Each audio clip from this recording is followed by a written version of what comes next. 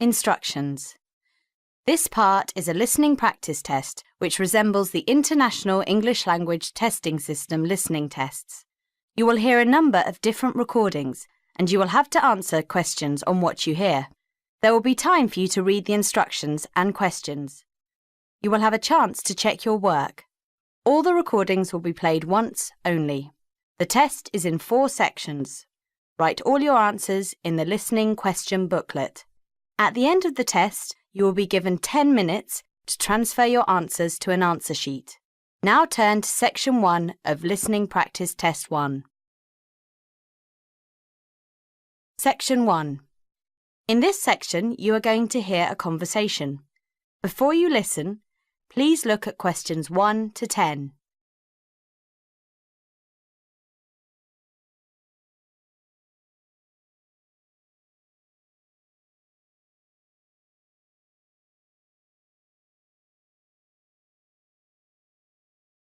Now listen to the conversation and answer questions 1 to 10. Rita speaking. What should I do for you? Oh, hi. I'd like to order some stationery. Could I know your name? Jackson Paris. Right. Can I just confirm your account number and the name of your company, Jackson? Sure. The number is 692411. 692411. Right. And you're from Rainbow Computer? No, the company is Rainbow Communications. Oh, OK. I'll just fix that on the system. Communications. And what would you like to order, Jackson? Envelopes. We need a box of A4, that is, normal size envelopes. White, yellow or manila? We'll have the plain white, please, but the ones with the little windows. OK, 1 box. A4, white. Just 1 box, was it? On second thoughts, make those 2 boxes. We go through heaps of envelopes. As a matter of interest, are they made from recycled paper? No, you can't get white recycled paper. The recycled ones are grey, and they're more expensive, actually. Right, we'll stick to white then. Something else, Jackson? Yes, we need some coloured photocopy paper. What colours do you have? We've got purple, light blue, blue, light green, whatever you want pretty much. There are 500 sheets on the pack. Let me see. We're going to need a lot of blue paper for our new price lists. So can you give us 10 packs, please? Make sure it's the light blue, though. 10 packs of the light blue. Anything else that we can help you with? Let me think. What else do we need?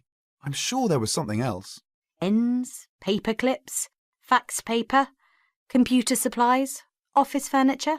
Oh, yes. We need floppy disks. Do you have those nice coloured ones? Yes, but they're a bit more expensive than the black ones. That's all right. I'm not paying anyway.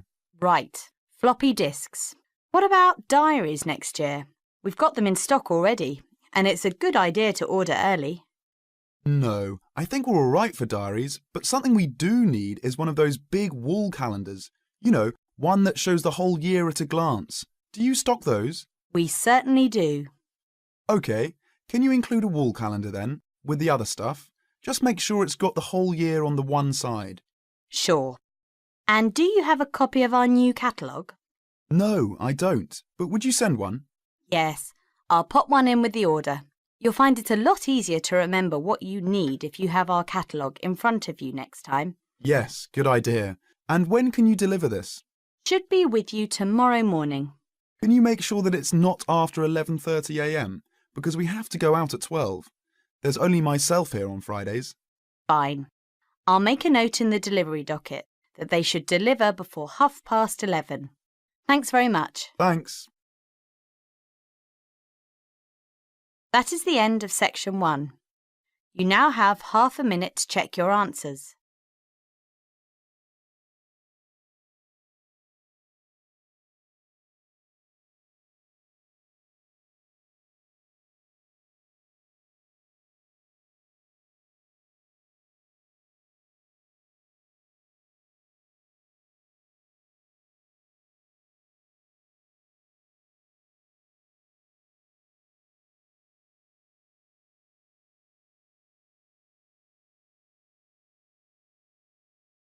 Now turn to Section 2.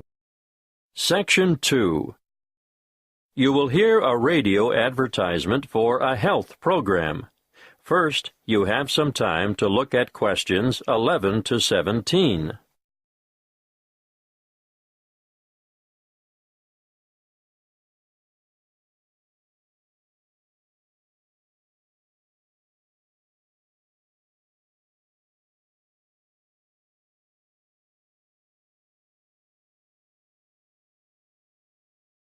Listen carefully and answer questions 11 to 17. Prevention is better than cure. You all know that, don't you? Have you been looking for some help and guidance for maintaining your health? Well, today, I want to tell you all about a new health program called Be Well. Be Well Online, actually. This is an interactive website packed with resources to assist you in achieving your health goals. On this website, you'll find up-to-date health information you can trust. It has a register which includes a quick online check to assess your health and keep track of your progress. What do you want to do? Lose weight? Give up smoking? Manage your blood glucose levels or just improve your overall fitness? Use the simple online assessment tool and receive a personalized report on your current state of health. This is what we call your wellness register. After you've completed this, you'll be ready to move on. Now, the Active Health Agenda is where our team of experts has created a series of interactive 8-week programs for some of the most common health goals.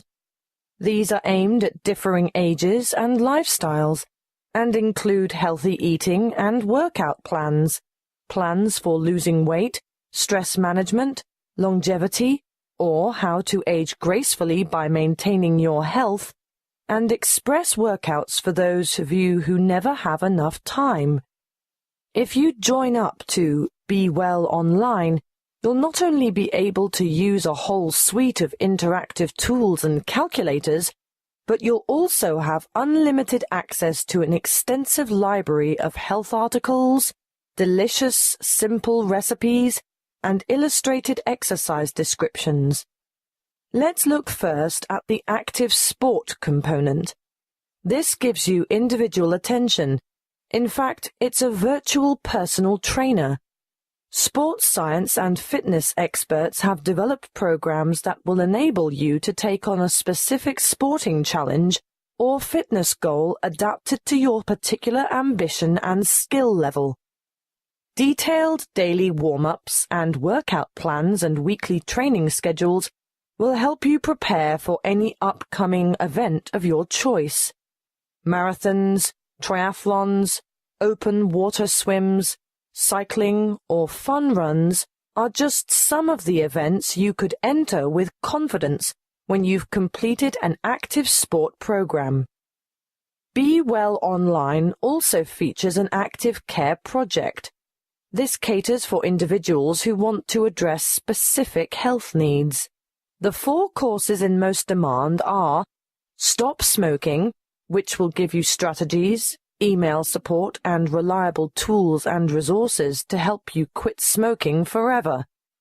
Then there is Glucose Management, a self-care program designed for people with high blood sugar, which will help you manage your condition and improve your overall health. Obviously, heart health has a large following. It's basically all about lifestyle modification, where you will take a course of action with the aim of improving your cardiovascular health. Those of you who suffer from neck and/or back pain will benefit from the Back Care program, but we're talking about minor troubles here. Anything major should be attended to by a qualified physician in person. So, what are you waiting for? Register today at bewellforlife.com. Before you hear the rest of the talk, you have some time to look at questions 18 to 20.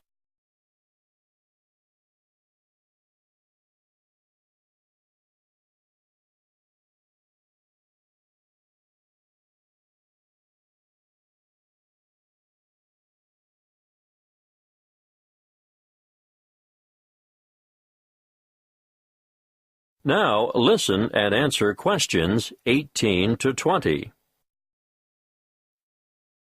Okay, I can hear some of you saying that you don't have enough willpower to go through with our online program. Well, just for people like you, we offer Be Well Coaching.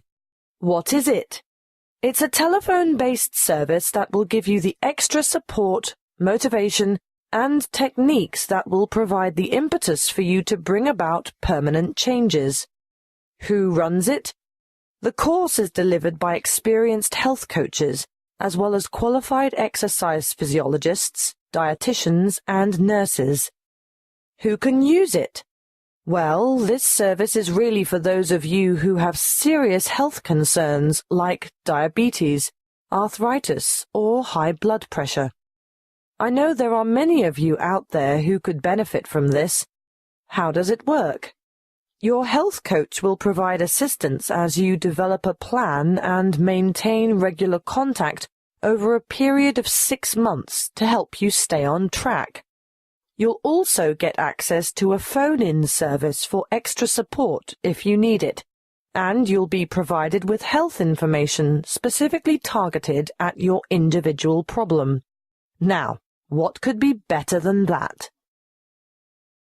That is the end of Section 2. You now have half a minute to check your answers.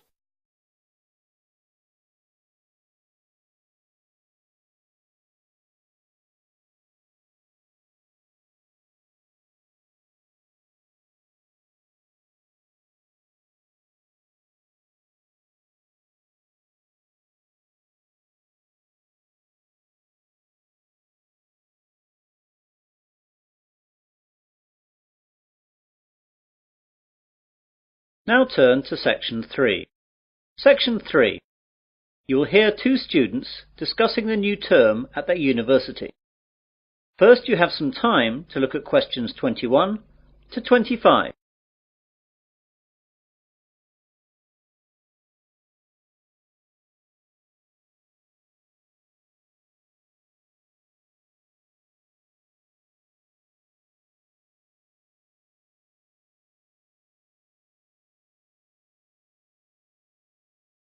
Now listen carefully and answer questions 21 to 25.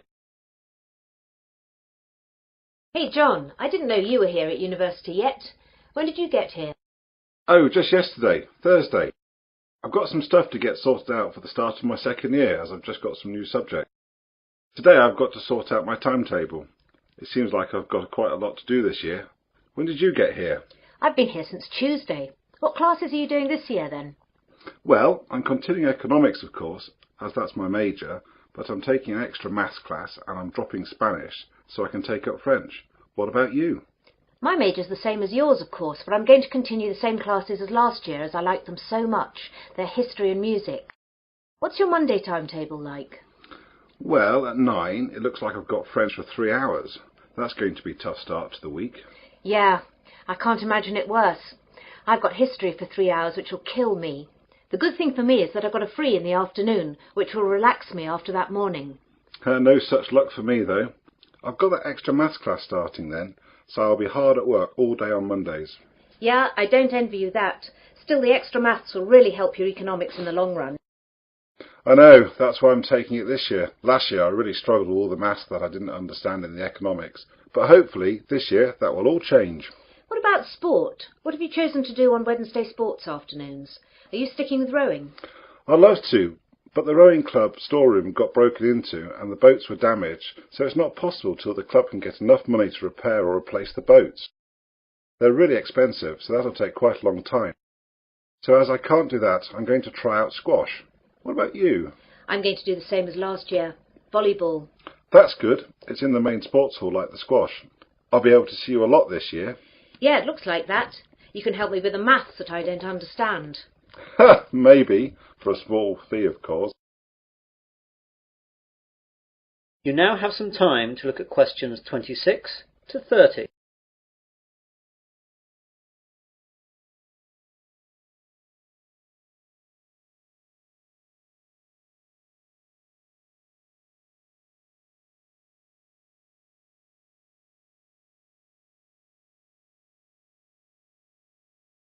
Now listen to the rest of the discussion and answer questions 26 to 30.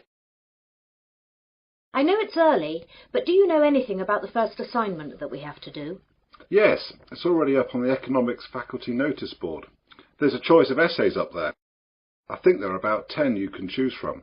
I can't remember any of the titles though, apart from the one that I think I'm going to write about. What's that one then? It's about the short-term future of third world economies. Ooh, I don't like the sound of that. It seems very wide-ranging. It is, but remember that I spent some of the summer vacation travelling in Africa and Asia, so that has made me more interested in the subject, and I've also got some first-hand ideas on the subject. Does the essay list mention how long the essays have to be and the deadlines? Yes, you remember last year all the essays had to be 3,000 words in length. Well, that's gone up by 1,000 words. Oh no, they'll take ages. I know. I was hoping that they'd stay at 3,000 words, or only go up to 3,500. But no luck, I'm afraid. What about the deadline? The first one has to be in by the 30th of October, and the second one by the 30th of November. It looks like one essay a month like last year. Well, at least that hasn't changed. But as it's the end of September now, that leaves only a month to get the first one done. I'm going to have to get onto that straight away. Yes, you'd better. If you want to talk about it, I'm going to be at the campus cafeteria at 1:30 for lunch. We could go over some questions. I can't then, as I'll be in a sports hall working out. How about 3 this afternoon at the Economics Common Room? That seems okay. We'll be right by the Economics course office where the questions are, so that'll be convenient for checking up on them. OK, see you then. Bye. Bye. That is the end of section 3. You will now have half a minute to check your answers.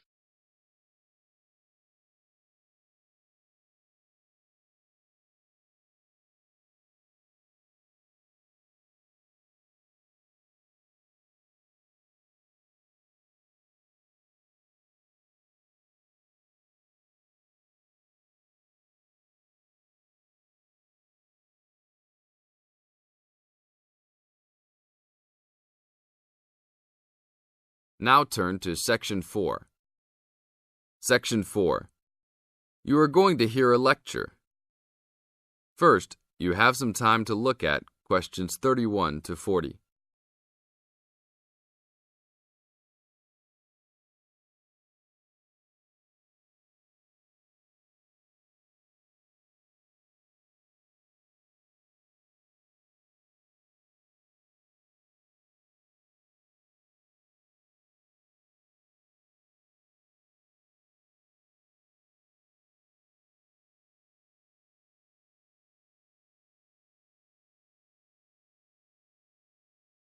Now listen to the tape and answer questions 31 to 40. I'd like to introduce Rebecca Bramwell, an artist and illustrator who has come along today to talk to you all about getting your first job or commission as an artist. Over to you, Rebecca. Thank you for inviting me. I remember when I graduated back in 1983, I was very excited about getting my first commission. My degree was in fine art, and I'd worked long and hard to get it. I was an enthusiastic student and I never found it difficult to find the incentive to paint. I think as a student you're pushed along by fellow students and tutors and the driving force is there. However, when you leave college you find yourself saying things like, I'll have one more cup of coffee and then I'll sit down to work.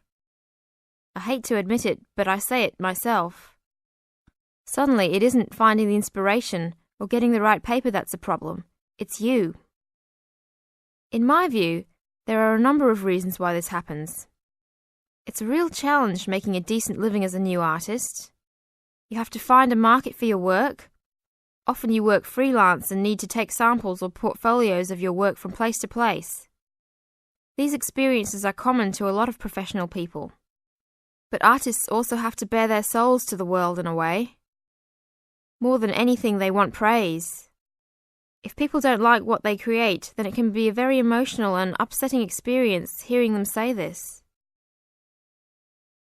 I began to realize that these problems were preventing me from having a career in art, and so I decided to experiment. I was a painter, but I started to dabble in illustration, drawing pictures for books, cards. And this offered me the opportunity to become more emotionally detached from my work.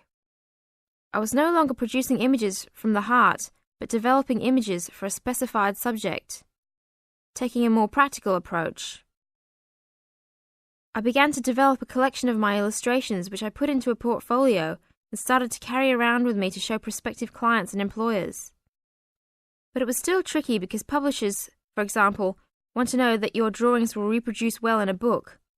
But without having had any work published, it's hard to prove this.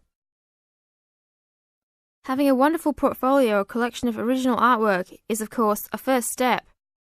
But what most potential clients would like to see is printed artwork, and without this evidence, they tend to hold back still when it comes to offering a contract. Well, I overcame this problem in two ways, and I suppose this is my advice to you on preparing your portfolio of your best work. The first way was by submitting my work for a competition. The one I chose was for a horoscope design and was sponsored by a top women's magazine. There are a few of these competitions each year, and they offer new illustrators an opportunity to showcase their work. The other approach I took was to design and print some mock-up pages of a book. In other words, I placed some of my illustrations next to some text in order to demonstrate how my work would look when it was printed. Perhaps I was lucky in that I had taken a degree that provided me with all-round creative skills, so that I could vary my style and wasn't limited to a certain technique. I think that is important. The art world and many other creative fields do try to pigeonhole people into snug boxes with an accompanying label. I think you should try to resist this if you feel it happening to you. If you don't, you'll find it difficult to have new work accepted if you try to develop your style at a later stage in your career. Nevertheless, when you start out, and particularly when you're going for an interview, it's important not to confuse people by having a lot of different examples in your portfolio. One remedy for this is to separate your work into distinct categories. In my case, I did this by dividing my design-inspired illustrations from my paintings. It is then easier to analyze the market suited to each portfolio, such as magazines, book jackets, CD covers, etc. Working under two names is also useful, as it clarifies the different approaches and offers a distinction between them. I think it's been hard for artists to be recognized in anything other than the pigeonholes that they have been placed in. Luckily, these barriers are slowly being demolished. This is the end of Section 4. You now have 30 seconds to check your answers.